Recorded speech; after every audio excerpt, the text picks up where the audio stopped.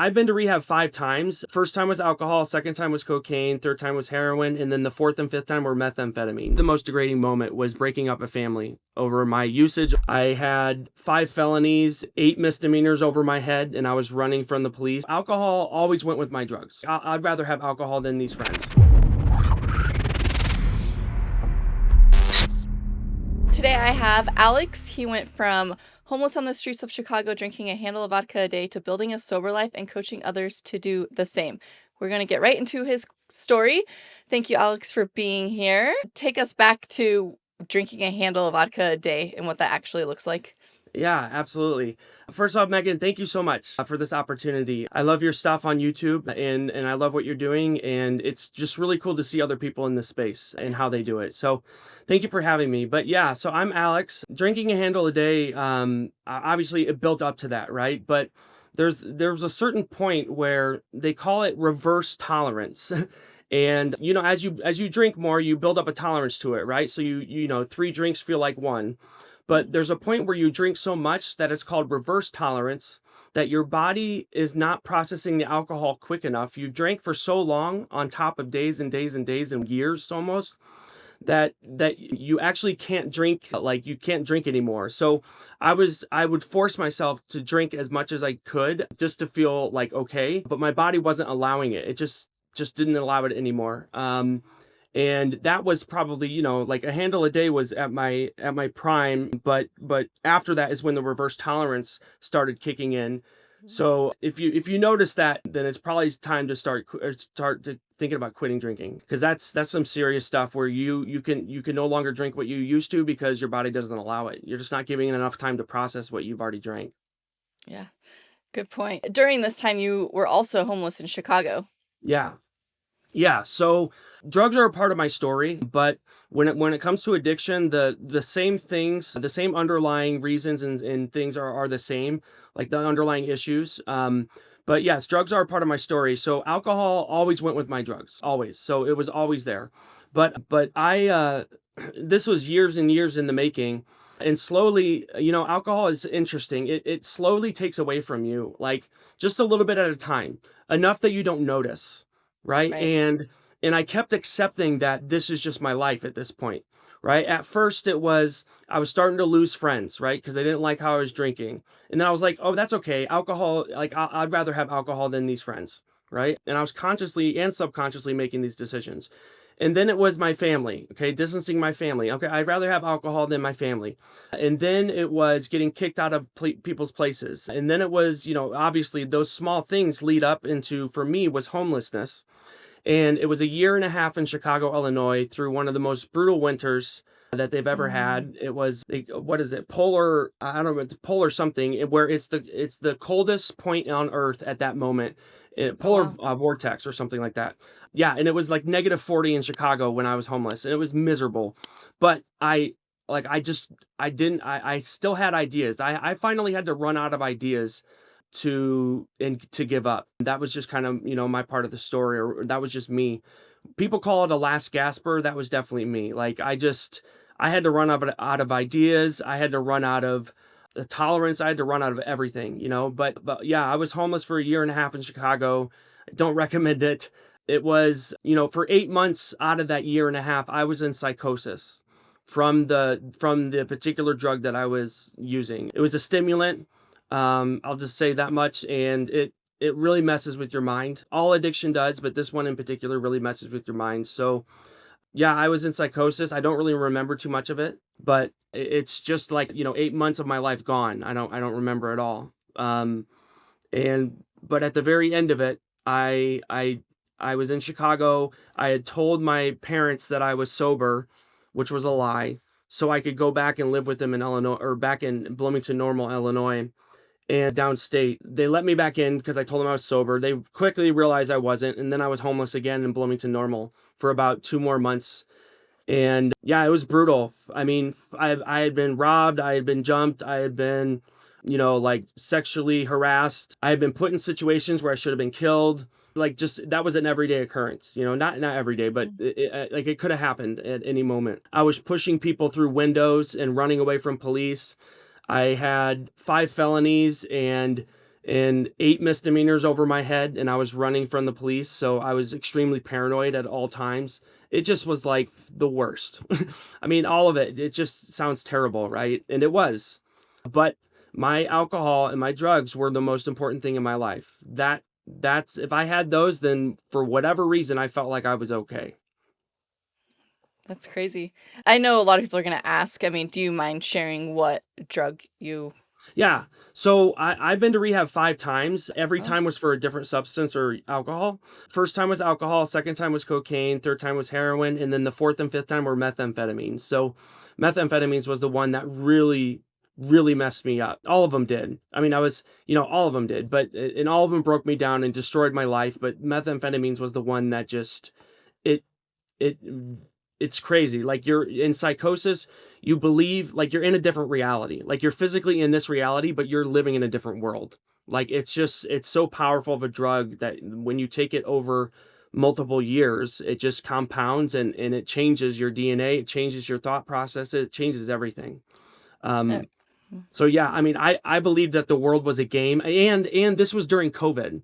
So I thought COVID was fake. I mean, I really did. Because I thought it was a game because I was in psychosis. I was, messed up.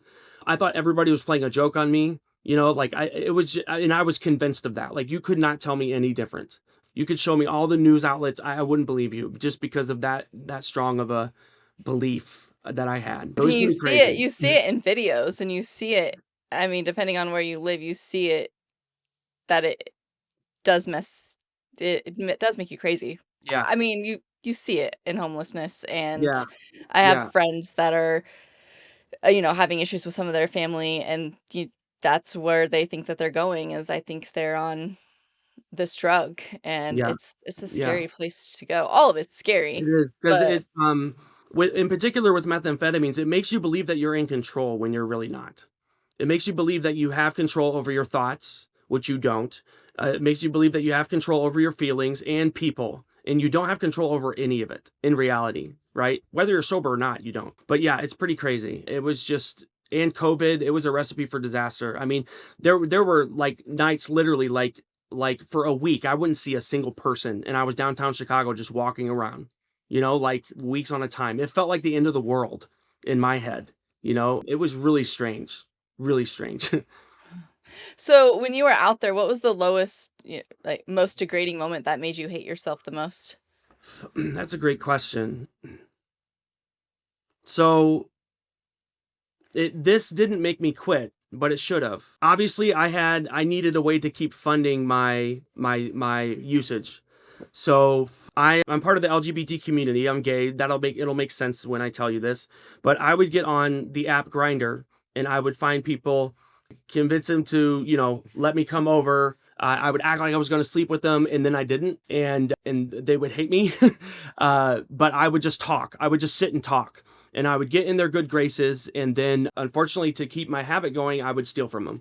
And there was this one guy individual in particular that I knew. While like for I don't know, maybe 10 years, 8 to 10 years, I knew before this, and he had seen me kind of gradually slipping, but he didn't know the whole story. I kept it very well. Like, I was the homeless guy that was like, I mean, I figured things out. Like, I don't know. It wasn't a good. It's not something to brag about. Absolutely, but like, I would be well dressed when I would go and meet these people. Like, I would just figure it out some way. So a lot of people didn't know what was going on, but this guy in particular, he was DL. He was discreet, and he was married to a woman, and I stole one of his credit cards, and the next night I used it on a hotel and food, and I mean, that's bad enough right there. But what happened next really shocked me, and it started something in me. It started a spark in me that I was like, I can no longer live like this. I can't treat people like this. Because I love people, but at the time I was just using them, to get what I wanted and needed.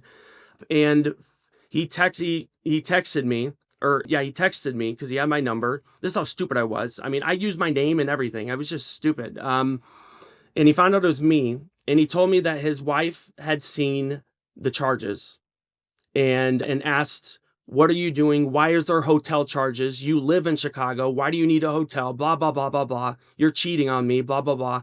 and he got caught and like red-handed, and he had kids. He had a 3-year-old and a 6-year-old, and they ended up divorcing, and it was all my fault. Right? Mhm. Now, yes, his own actions, yes, whatever, but this like I knew this person and I knew him well. And yes, we would sleep together and stuff, but we actually knew each other pretty well, and I used him, and but that was the one thing that was probably the most degrading thing that I feel like. And but that's just for me, you know. Of course, I might have done other things that were more degrading to other people, but for me that was because that hurt me. Like I just said I can no longer live like this. And even though I was in active addiction, I started breaking habits of stealing from people because I got so good at it that like not good at it. I did it so much that that was a first like it was just a habit. Like if I saw somebody's wallet, boom, boom, and then I would take the card out and then boom, like I would just do it secretly. And I could look at a card and memorize the numbers. So I would do that. I wouldn't Mhm. even take the card and memorize the numbers. So but I started breaking habits. I started breaking that habit actively and while I was still using. So it was really interesting at that point. And now, you know, after getting sober, I've studied a lot of neuroscience. I've met with neuroscientists on how to help people break habits. And lo and behold, I was following those steps, but I didn't know it, you know. But yeah, that was probably the most degrading moment was breaking up a family over my usage, over what I wanted, over my promiscuity, all of it. Yeah. I mean, good for you for taking the accountability on that. Yeah, there's always two sides to the story, but your your actions did not help the situation, No, no. which would throw up red flags, and I'm sorry that you had to go through that. That's really unfortunate. So you said you ran out of people to use. Mm. So I'm assuming like that was one of the moments that hurt the worst, like, out of the people, maybe? It hurts now to think about it, but at the moment, I just didn't care. I was so locked in on getting the drug and the alcohol and getting my way of life that I really didn't care. But now it hurts me, yeah. Like that, I've had to do a lot of healing and a lot of reflection on that because that's just not who I mean, it's not who I am. It wasn't like I grew up in a great family. I just wasn't, that wasn't me. That wasn't trained. I had just learned that because of the drug, you know, and the alcohol. So, but yeah, it maybe it's shallow for me to say that, but it didn't hurt at the time, to be honest. I went on to the next one. I would get back on one of the apps and find somebody else to use, to be honest. Well, I think when we're in active addiction, we don't give a rat's ass Yeah, who we hurt. yeah, We're selfish. We only care about ourselves. yeah, And, some of the situations that we put ourselves in, we're under the influence or of, drugs or alcohol.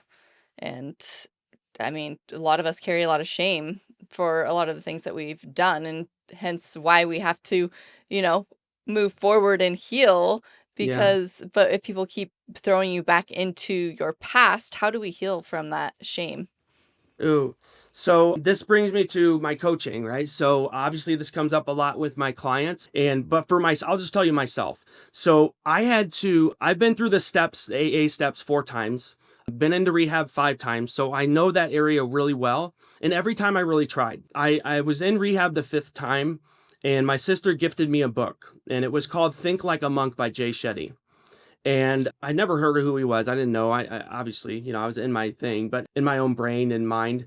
But I read it and it changed my life. Like it gave me outside of the box tools that I didn't learn in AA or rehab. I needed additional help with like emotional stability, with habits, with making my mind my best friend because that was the worst thing was my thoughts, like Mhm.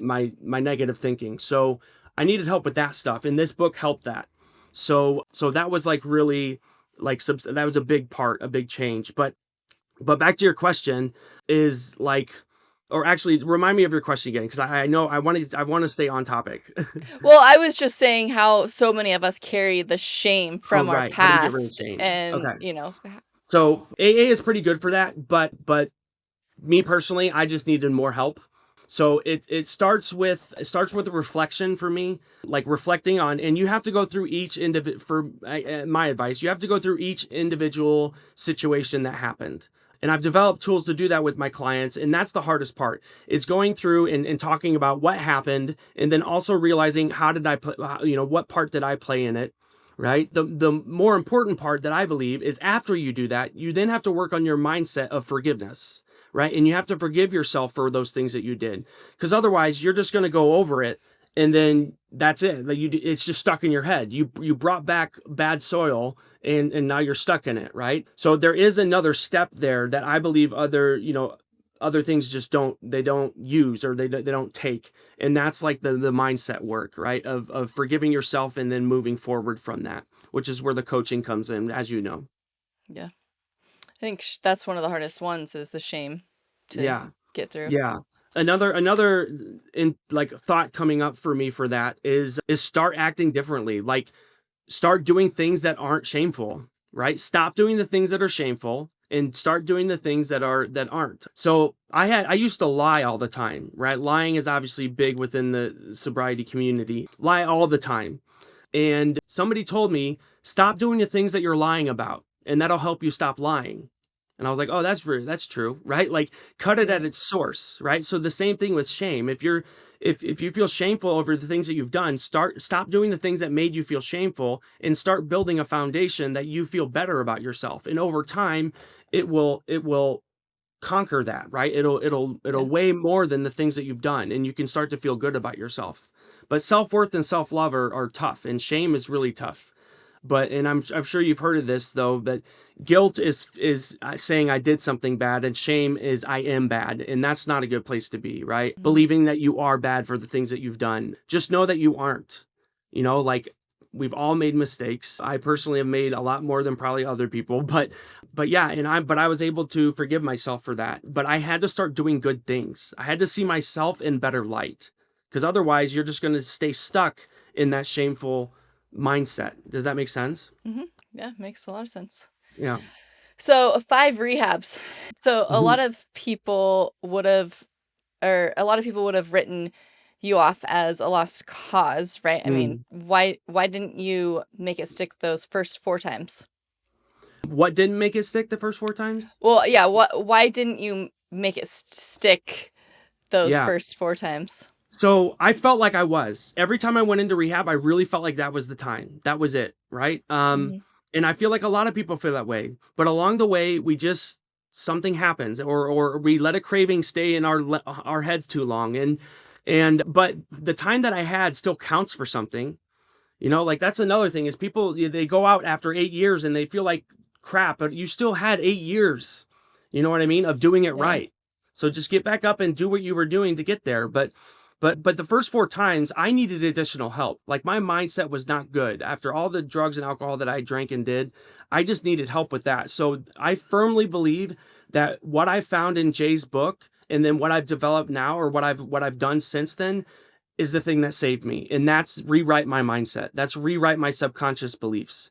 Because my conscious mind was bad enough, but my subconscious was plagued with negativity, and I needed to rewrite that and my conscious mind. So that's what I feel like I didn't have the first 4 times. It didn't go deep enough for me. Like I'm a deep person. I'm an Aquarius. I'm in my feelings. I'm in my emotions, and I feel things, right? I'm like I just do. So I needed to go deeper. That's what prevented me the first 4 times. Looking back on it, of course. But at the time I thought I was good. Like I did all the steps. Every time I did all the steps. That's why I've done them 4 times.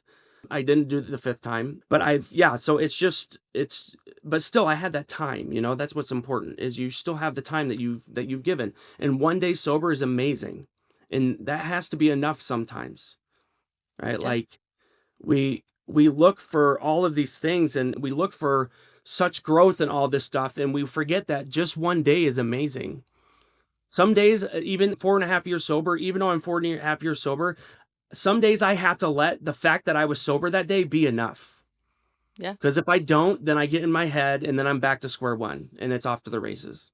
Right? Like we have to learn with being okay with that. I love that. Every day sober is definitely a win. And Yeah. a lot of us get too down on ourselves too often, especially those that have a slip up. Hmm. They struggle with that, but every day sober is definitely a win. It's a huge win. I mean, seriously, it's the hard like, I've been through a lot in my life. It's by far the hardest thing I've ever done. And everybody that I would ask that question to, they would probably say the same thing, that Yeah. it's the hardest thing that they've ever done, but it's also the best thing that they've ever done for themselves.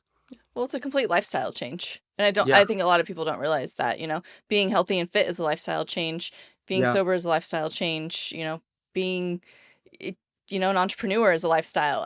It's yeah, all a lifestyle. What kind of lifestyle do you actually want for yourself though? Do you want right, like a messy right. one, or do you want, one that's going to build you up? Yeah.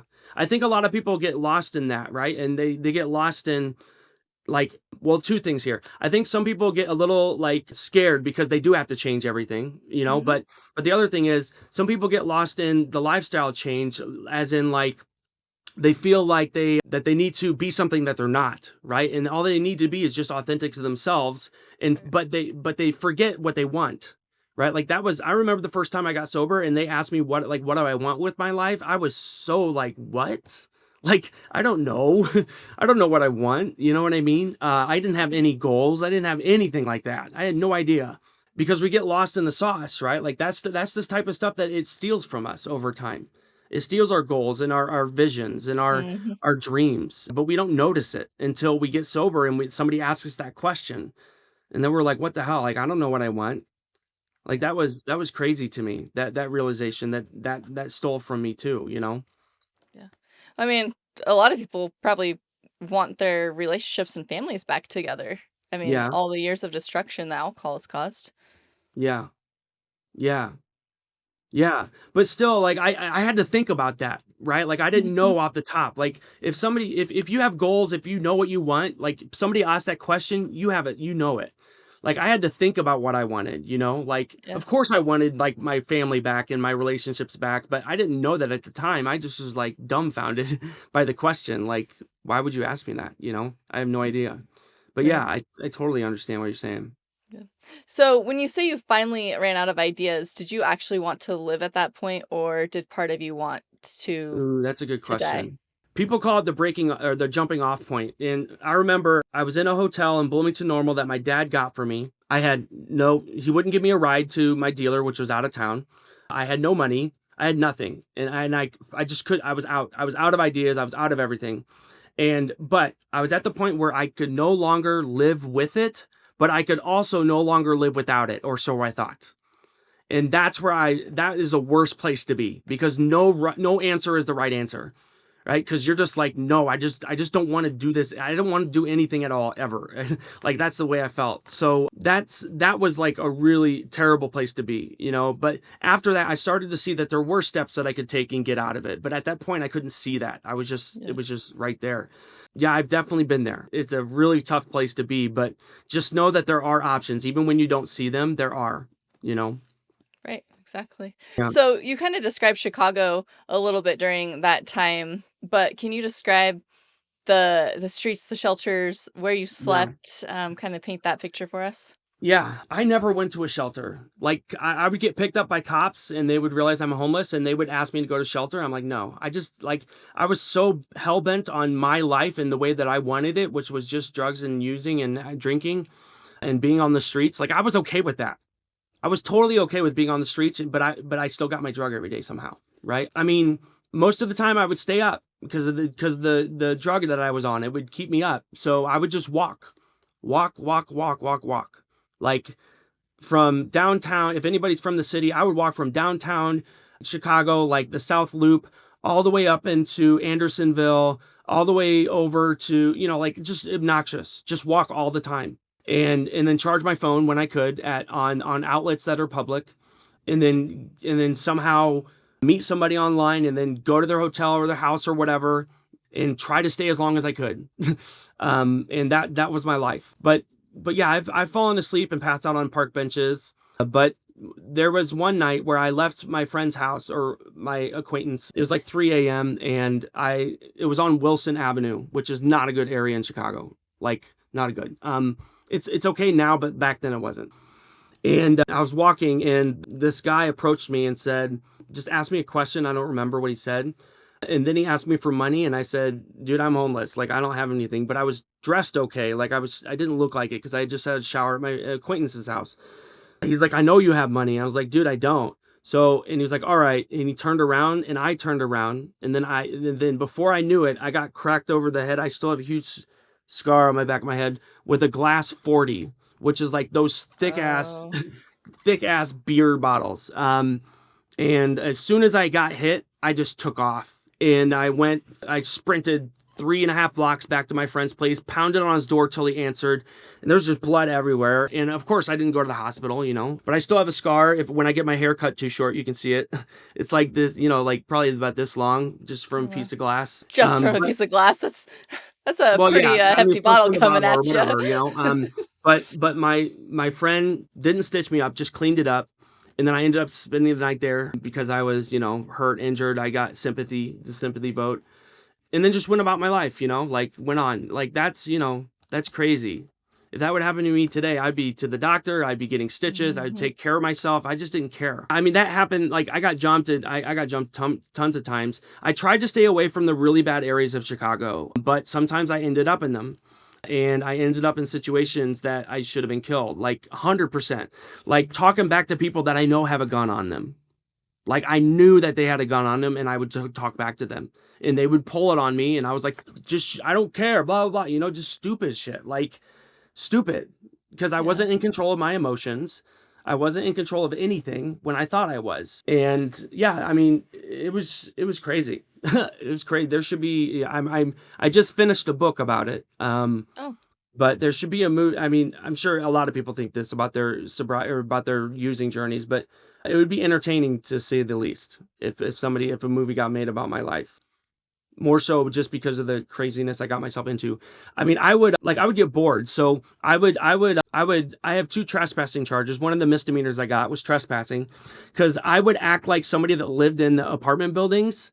And then I've never told anybody this. Okay. And then I would go to the roof, and not of like the low skyscrapers, of the high skyscrapers. Like there's one in downtown Chicago that I and you have to act the part, right? But I would act like I was there, I lived there, and then I would go in after somebody that did their fob thing, and I'd go through the swinging doors. Again, this is like 2 in the morning, 3 in the morning, and I would stay in the building until I got caught, right? So I would go to like the very top buildings. I would get on my phone. I would look at what apartments are for rent, so I knew which ones were available, and then I would try all the doors. And you would be surprised about how many apartment doors are unlocked. Like wow. I would stay in there. I would like, so that's what I'm saying. Like I always found a way. So, but yeah, I would stay in there.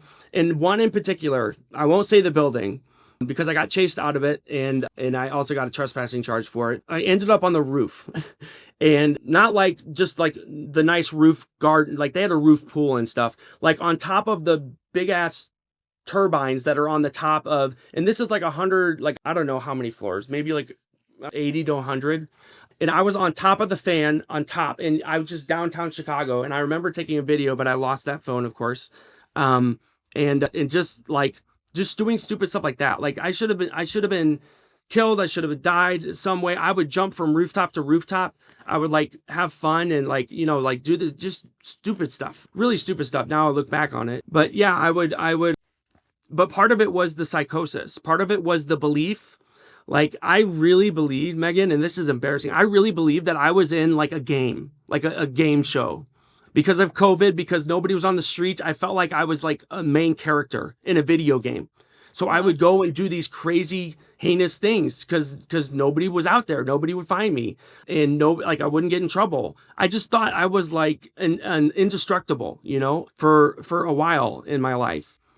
And that's what I mean by running out of ideas. Like I ran out of those ideas because I was able to live like in a ridiculous way. I felt like I was in a video game, like GTA. That's the easiest way to say it, without the violence, like It's without kind me of it's kind using of nice to violence. get a picture of what goes on in that brain when people are Yeah, on such a, you know, yeah. I drug. really believed I was in a game show. That Ellen was behind it. That like, I would see Ellen. I would hallucinate that I saw Ellen, and the craziest things would happen to me. But I would reaffirm myself. So the brain, I learned this later that, like if you buy a red car, then all of a sudden you see red cars everywhere. Yeah. Yeah, there's a part of the brain that it looks for reaffirmation of something that you just did. So, like, this is why people have really strong beliefs because they believe in something, and then the brain looks for reaffirmations to like hold on to it and make it true, even when it might not be true. So that's all I did, right? So especially on that drug, I just kept reaffirming that what I was doing was what I thought I was doing was the real reality, and it wasn't at all, right? Like I believed I was in a game, I believed I was in a video game, I believed all this stuff, and it just compiled, and that's what happens in psychosis is you build a reality that is not real. Like you believe in one thing that's not real and you build a whole world off of it, and then you're living in that world. It's like Minecraft. When yeah, it's like a video game. Like it Yeah. really is. Like you believe one belief and then you build a whole world and now you're living there off of this one belief that's not even freaking true. You know, like, and I would just build constructs, like all of this stuff. It was just, I mean, it was crazy. At one point, I thought I was a scientific, like a science research something, you know what I mean? Like a science project. So I would like, you know, because I kept getting away with things that were just crazy, but I didn't realize that it was COVID. So nobody wanted to touch me. Like cops would chase after me, but they wouldn't tackle me, you know, because it was COVID. They would just, it was just weird stuff like for trespassing and all that. So it was weird. And I've been to jail. I've been to in Atlanta. I spent 2 weeks in Atlanta in Fulton County, which isn't a nice place. um, I spent, you know, at one point I had 4 warrants out for my arrest in 4 different counties in 2 different states, and I didn't know. That was me in psychosis. Like that's the type of stuff that I was getting into. What you said you had felonies also? What Yeah, were those I for? got him. I got him off my record because I went on to. I got lucky. I went on to probation in 2 different states. Neither of them knew that I was on probation in the other state, um, because it's statewide, right? It's not like. But if they found out, then I would have gotten in trouble because then they gave me probation because it was my first offense. But I had 2 first offenses in 2 different states. That doesn't make sense, right? So, but I was on probation in 2 different states. I just kept getting around it somehow, you know, like it was during COVID, so they wouldn't make me go and pee because they didn't let it was shut down. The offices were shut down. So I just, you know, I would use and I didn't but I served probation, I got through it, so my felonies were gone. But that was after I finally got sober. Right now I only have 2 misdemeanors on my file. That's it. Oh. And I can get and now I can expunge them after this last month.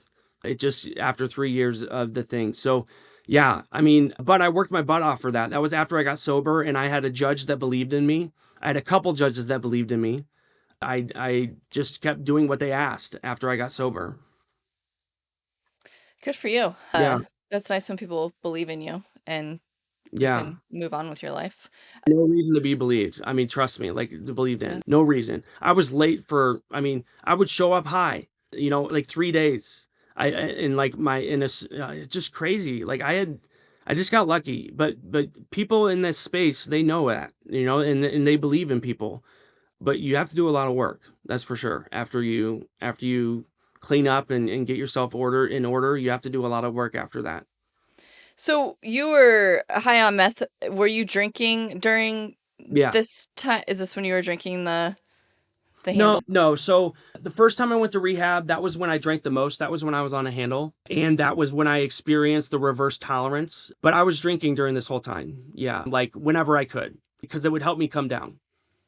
Oh, You know, it's like the it's a opposite, downer. right? So you have a Yeah. stimulant and then yeah. So it just made it a lot easier to come down off of that. Interesting. Yeah. So was your last stint in rehab for the hard drugs? Yeah. Just for meth. Yeah. Methamphetamine. Okay. How long were you Yeah. in rehab for? This is the first time I did this, but I was in rehab for 90 days and then I went to a 120-day like outpatient, but they had housing. I got Oh, really lucky with that too. So that gave me what 120. So 3 months plus 4 months. That gave me 7 months to get my shit in order before I had to go see anybody in court because I was like, you know, I was in rehab. So that was when I knew I was serious too, because I had never done that before. All the other times I just wanted out of rehab so I could live my life and be normal and convince everybody else that I didn't have a problem. But this time I was like, I wanted to stay because I read that book and it changed my life. And I knew that I had more work to do, you know? yeah. I want to get into the book and the sobriety, but how did people treat you when you were homeless? Your strangers, family, old friends? I mean, I was out of like family and friends. They had no like they knew I was out there, but they didn't know because I like, like every week I had a new phone number, and I would only call them when I needed something, and they were done giving me stuff. So I just stayed out of touch. But people don't treat you nicely at all. And I want to say this. I use the term homeless very lightly because I always had a home. And I had a very welcoming home with my parents, and they loved me very much, but they weren't allowing me to use there. So I didn't have a home at the same time. So I always had a home to go to, but I had to be sober, and I chose not to do that. So I chose to be homeless. I just want to say that because there are people out there that don't choose to be that way. And that's a different story. That's a Right. different route. I chose to be this way. Right. I think, yeah, you have a good point. Those that are homeless due to drugs and alcohol are choosing to be homeless because they're choosing their poison over Yeah. bettering their lives. But that's a Yeah. whole nother topic because I get what you're saying. There are people that don't choose, Yeah. they're doing everything, but they still And I met don't a lot of follow. them, and they're good people. They're really good people. And that's part of the reason why I do free pro bono coaching for people that can't afford it. But it's a sponsorship program. So like people that have gone through my program that know it work and they see it, and other people that just want to help.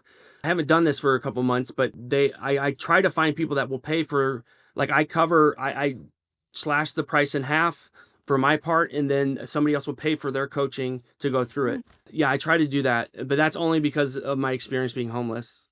I yeah, wanna figure that out. I wanna figure something out there, where there's a yeah. non-for-profit or something, because there's people that don't choose to be homeless that really need help. I guess we didn't really get into when did you how old were you when all this started unfolding?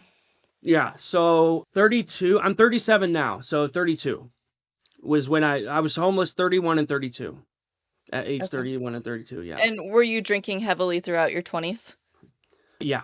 Oh, yeah. Like, I lived out in California, I had a great job, company car, company gas card, but I was drinking every day. It just didn't become a problem until I met somebody and started to live with them, and that's a whole nother story. Okay, I'll just tell you it. It's a great story. So, he was a high-end interior designer for the movie stars in Los Angeles and lived in Beverly Hills. And I met him when I was doing my thing with State Farm. I used to work for State Farm Insurance. I was doing really well, but I was drinking every day. And then I met him, and then I moved in with him. So I used to live at the top of Beverly Hills. So I had like Mm, everything material, right? Like, and living that lifestyle, being an asshole at the same time. And then that's when I got hooked on cocaine and lost everything the first time. okay. So, but yeah, so that's a crazy story too. I mean, I had that lifestyle, or I had a great partner, and I still chose drugs, like it's just the power of those things. Right. So I feel so many people tell me that their, Hollywood lifestyle took them down a deeper Yeah. destruction road. Like, I mean, I literally can't talk about some people because I signed stuff, but like, yes, that's absolutely true. For some people.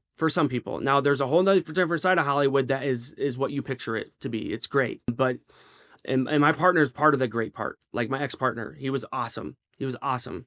But there's a very, very dark side to that. Yes. Yeah. Uh Yes. yeah. It's really crazy. And everybody does it. Like you would like everybody. Like I don't know if I can say this, but I would go to dinners, and like between courses, we would be offered something, like, and not alcohol. That was the normal. And these are people that, like, I've seen on TV and stuff. But there's another side to Los Angeles that's not like that. LA, like, that's wonderful. That's amazing. That is supportive, but it's just few and far between. Yeah. I mean, I think everybody can paint their own picture of, the dark side versus Yeah. the other side. So, your drinking was always a problem throughout the drugs. Sometimes just the drugs took over more so because of, psychosis part. Then your sister gave you Think Like a Monk. Yeah. Did I say that right? Yep. I've heard somebody else has told me about this book and I have it in There you my go. wish list It's and amazing. it's Like on the my science, it's science and spirituality. He makes so many connections between science and spirituality. It's awesome. He yeah. was a monk for 3 years, so he's like lived it. Yeah, he's my idol. He's like my number one go-to for any advice or, anything. is Jay Shetty. So, what did that book stir inside you that Rehab never did? Yeah. So, and I was just going to touch on this from something else you said, but uh, it obviously cross addiction is part of my story, right? Yeah. Like I went to rehab every time for something else.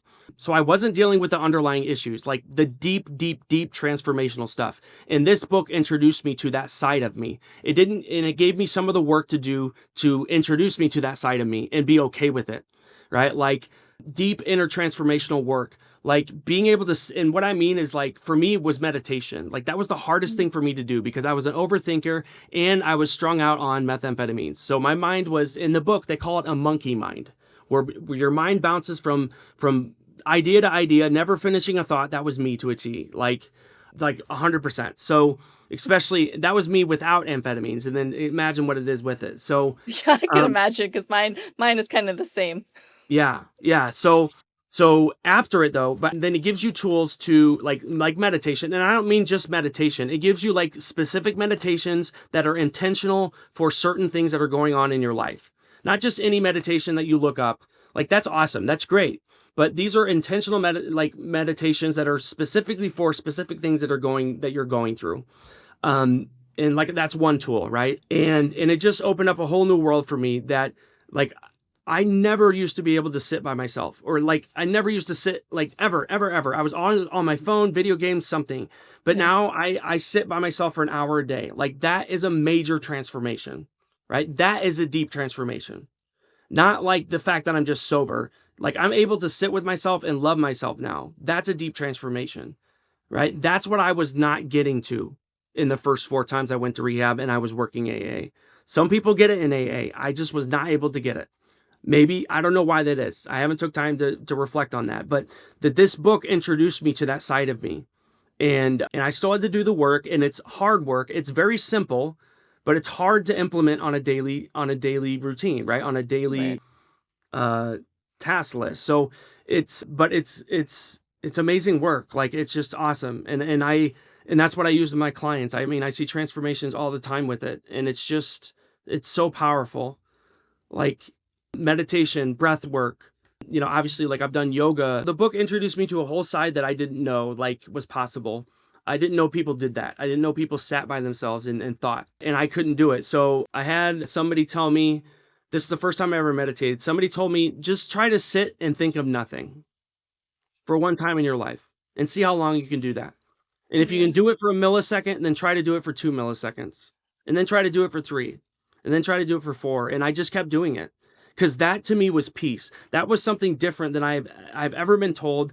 So like, like yes, they talk about meditation in AA and in other programs, but there's nobody there to hold your hand and walk you through it and to show you what meditations to do and how to be intentional with the meditations, right? That's the type Right. of stuff that I needed that I found outside of those programs. Good to know because that is one thing that I struggle with too. I cannot sit still. I am on I my will show feet you some all day long. meditations. I'm on my It'll feet all change day your life, long. Megan, Right. 100%. I'm just like, I don't sit all day. I mean, I sit doing these, but I mean, I don't just sit for myself and relax. Some people tell me, Megan, take some time, just sit, do nothing once And in a you while. I'm can't, like, right? I Yeah, can't. and you can't. This will Yeah. open up a whole new world for you. It's so powerful. It's so powerful. That is probably the number one, other than a 5-step morning routine that I give my clients, that's the number one tool I use is meditation. And it's hard. It's really hard at first and it's not fun, but it's not, you learn to have power over your thoughts. You learn that you're bigger than your thoughts, Yeah. cuz right now like or before I thought my thoughts were it. Like I thought that was like, but you're bigger than your thoughts, Megan. Like you're above them and you do have control over them at some point. Not now, but you can. So that means that you can control the negative thinking. You can control how you're feeling, right? But you have to learn how to do this first. And that's like the point of meditation is becoming an observer of your thoughts. Realizing that your thoughts aren't you and you don't have to agree to them. You don't have to agree with them, right? It's a combination of your conscious and subconscious producing these thoughts that are based on what you've gone through in your past, right? So one of my favorite facts is humans have 60 to 80,000 thoughts a day. That's a normal human. People in sobriety, I guarantee it's worse. But 60 to 80,000 thoughts a day, 80% of them are negative, and separately, 80% of them are repetitive. So most of the thoughts that we have, a normal person, are negative and repetitive. So we have to do our work to rewire that if we want to be positive. So we're going up against a big thing with the brain, right? The subconscious and conscious mind, which the subconscious mind makes up 95% of your brain, right? But that's where your habits, that's where your patterns, that's where everything that you act out without thinking, that's where it comes from, right? So if you want to have control over that, it takes some work and it takes time, but God, is it worth it? I mean, ultimate peace, like ultimate peace. Yeah. A lot of us need that. Yeah. I mean, that's what I want, right? Like that was one thing I learned about with acceptance is, like if I were to give you this pen and you accept it, you're given something in return, right? Like that was one thing that blew my mind. So acceptance is like you agree to be given something in return. So when you accept that you have a drinking problem, you're actually given something in return, which is peace. Right? Like, or when Yeah. you accept that, like, whenever you accept something in, like, pay attention to this. Whenever you accept something in your life, like, whether it's like literally accept something or in your mind, you accept something hard in your life, you're given something in return. And look at what that is. Like, identify what that is. And most of the time, it's going to be peace if you're accepting something hard, you know? How did studying neuroscience change your approach to sobriety? It changed a lot. It honestly, like, and I don't mean to sound arrogant. I don't mean to sound anything negative, but I really believe that this is, and people out there doing this, other coaches, but this is the new way to get sober. Like that, I'm confident with that because it's all science backed. It's how the brain and nervous system work with getting sober. So you have to learn. I had to learn like how the nervous system and brain are affected by alcohol and drugs first. And then I had to learn what happens and what's short after once you're like, what do you need after you get sober? Right. And then I met with neuroscientists and developed tools that match what you need to do this correctly. So that's exactly what my program is. So like every tool, every session, every module that you go through is all like planned with neuroscientists like in mind, right? So that's what I love about it because it's all science backed and it works. Like if you do the work, it works. So you just have to show up and do the work, right? But like I said, it's simple, but it's hard. It's hard to implement on a daily routine, right? Like it is. It can be, but you just if you want it bad enough, you can do it, So it's just fact. Like that's what I love about neuroscience is it's facts. Like Yeah. it's not theory. It's not, and you don't like. I have a higher power, but you don't have to necessarily have one for this. It's all about the brain. It's all about the nervous system and how it works. So that's what I love about it. Yeah, I like that. So, do you think cravings are more physical, psychological, or subconscious? Ooh, subconscious and psychological. Well, actually, they're all three, right? But physical, like that's a response to the craving. So the physical is the response to the craving, but psychologically, a craving is it's coming from the subconscious. So it's both psychology. What I believe is it's psychological and subconscious. It's coming from some habit, some pattern that you had before, and it's recollecting that to be true with whatever is in front of you, right? So, and then it triggers the physical craving for it. But it depends on if you're drinking or not, right? So if you're drinking, then it's physical because there's an allergy that if you this actually blew my mind too, but there's something you can develop, which is the disease of alcoholism. You can either be born with it or you can develop it. If you develop it, then you've hit a threshold. It's like diabetes too.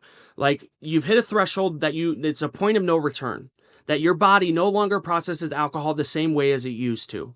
You can either be born with it or you can develop it by drinking too much. But once you've hit that point, whether you're born with it or developed it, your body no longer processes acetone the same way, which is a part of which is something that's made not made. It's a byproduct of drinking alcohol in the liver. Now, acetone produces a physical craving for more. That's why if you have a drink and you end up having 4 or 5, it's because you're fighting a physical allergy at that point. That's nature at work. So that's what I mean by that. So like if you have one drink and then you have a physical craving, that's nature. That's the problem, right? Because you triggered that the acetone want for more. But if you're not drinking, then it's psychological and subconscious, in my opinion. Makes sense. So, what's the most powerful tool you've developed that actually kills a craving in real time? So I'll answer. Okay, so kills a craving. I like urge surfing. Urge surfing is good, but that was I didn't develop that. But one thing I did develop that helps cravings from the back end, which means if you do the work ahead of time, then you won't have a craving, right? So rather than waiting for a craving and then having a tool, I have a tool that just kind of like stops it from happening. And that's the 5-step morning routine. It's freaking unbelievable. This is like my baby. This is like and I got it from other people, right? But I pieced it together and put things and rearranged it and made it just for sobriety. And it deals with affirmations, visualization, meditation, negative like dumping, journaling is in there. There's like so many different tools in there. So it's not just one thing, but that will help you rewrite your subconscious mind as long as you do it in the morning. Because when you wake up, you're in theta brainwave, right? That's like the dreamy state. So when you're dreaming, you're in theta brainwave. When you wake up, you're still kind of groggy within the first 15 minutes. That's when you want to do the 5-step morning routine, because in theta is where you can change and speak directly to the subconscious mind, is in theta brainwave. So if you don't want to get there through meditations of hours of meditation, you can get there in the mornings. And that's the best way. And that's time to do like an affirmation, because you're directly speaking to the subconscious. So that's what helps with that. But urge surfing is a great tool where you just, you realize that it is a craving. You have to be aware of it first. Awareness is key. And then you realize that it's only going to last 90 seconds. 90 seconds up to like, what is it? 3 minutes, I think, is a craving, like the physical craving and the mental craving. So I like urge surfing for that, but I don't have a tool like that I developed just for that yet. So what do you say to someone listening who is where you once were, broke, drunk, and hopeless? Ooh, great questions. You have great questions, Megan. You've really thought and reflected on it. So, what would I say? I feel you. I know I might not have been through what you've been through, but I have felt the way that you feel. And there is a way out. Even when you don't feel like there is, just know that there is. There's so many different types of way to get sober. You don't have to do it the traditional way. You don't have to do it the my way, but just find your way to get sober and stick with it. And do it like your life depends on it, because it does. I love that. Do it your way. Yeah, I mean, not every way works for the same person. I absolutely love that. So, how a couple more questions. How has your relationship with your family changed since getting sober? I mean, everything. Like, my dad just had a stroke last February, and I was able to be there for him, take off work and like be present for him. He lost his weight. He can't speak anymore. Oh, I'm sorry. But like being able to be there for him has been amazing. My mom had like a health scare too, being there for her, taking care of them, like just showing up and taking care of them is been awesome. But yeah, I mean, it's totally different. Like it's just night and day. Like I mean, when I was using, I had an anger problem when I was using, and when my dad found out that I wasn't sober, the way he found out is I snapped on him and I punched him in the chest. And he called the cops, and I pulled the phone cord so he couldn't call the cops. That was another misdemeanor that I got, because I was preventing somebody from calling help. That's really bad to do. Actually, that's a felony. They dropped the charges because my dad dropped it. But that's the type of thing I was treating. But that's the way I was treating my parents. And now I'm able to be there for him and care for them. And even though he doesn't speak, he knows I'm there. Like that. That's powerful to me. It's changed so much. I love that. If someone wants to take their first 24 hours sober, what do they need to stop telling themselves immediately? That you need alcohol, you don't need it. Yes. Right. You don't. Now, if you're drinking a handle a day, then you need medical attention to do it. Don't do it by yourself. Go into a detox. That doesn't mean you're going into rehab. It's just a 4-day detox. So you might need that. But if you're just drinking, a couple times a week or even every day, but not that much, you don't need it. Like in every way possible, every definition of what that means, that you need it, you don't need it. And the sooner that you identify that you don't need it and you believe in that, the easier it's going to be. Yes. That's powerful. A lot of people ask, and I didn't ask this, did you have physical withdrawals from alcohol? Yeah. Oh, yeah. It was terrible. Yeah, I had to go into detox all the times that I did it. I mean, I used to go, like, when I was drinking, and this is back in, like, 2015 when I 2015, I think, when it was alcohol was my primary usage thing. I mean, I was visiting the ER once a month just because of my withdrawals, and it wasn't withdrawals, it was I was drinking. I had access to more, I just couldn't drink anymore. And I was going through withdrawals, and alcohol wasn't doing anything for me anymore. It wasn't helping. It was a miserable place to be. But yeah, I definitely went through withdrawals. That makes my stomach hurt just thinking about Yeah, I hate it. that. Yeah. Hate So it. you rebuilt your mind and your life. What's the one belief that keeps you grounded every day? Ooh, one belief that keeps you grounded every day. I use affirmations a lot, so that's probably what helps me the most in my morning routine. So, and I, but honestly, what keeps me grounded, are seems silly, but our grounding exercises.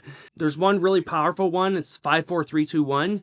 Whenever you're anxious or you're worried about the past or whatever, you're either in the future or the past, and you need to be present, do a grounding exercise. It's 5 things that you can see, 4 things that you can feel, 3 things that you can hear, 2 things that you can taste, or sorry, smell, and then 1 thing that you can taste. And Hmm. what that does, we live our lives through our senses. Like awareness is the key thing, but then how are we aware is through our senses. So our 5 senses is how we experience life. So when you need to be present, go back to your senses because that's what brings you and grounds you, right? So 5, 4, 3, 2, 1, that really helps me. I love that. Thank you for doing this with me. And the last question I have for you, because they can go find you, where can they find your program if they're ready to rewire their habits? Yeah, so easiest is website, right? alexgarner.com. So it's my name with the middle initial. Make sure to put the S in there. Otherwise, you'll get some artist. But ALEX and then the letter S as in Sam and then Garner, GARNER.com. That way you can just check out the website, sign up for a call right there. But also find me on Facebook. It should be pretty easy, just Alex Garner or the Sober Group on Facebook.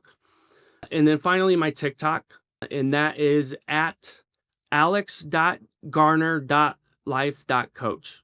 So hopefully we'll put this in the notes, right? Like that would be easier. But Yeah, yes, alexsgarner.com is the easiest way to find me. awesome. Well, I really appreciate this, but thank you for doing this with me. I really enjoyed our conversation. And, you know, people can go find you on your YouTube or your website and, get more of your story. Thank you, Megan. I love your stuff. Keep doing what you're doing. It really helps. All right, thank It you. really does. And a lot of people are out there that need help, So I love what you're doing and thank you for having me. I really appreciate it.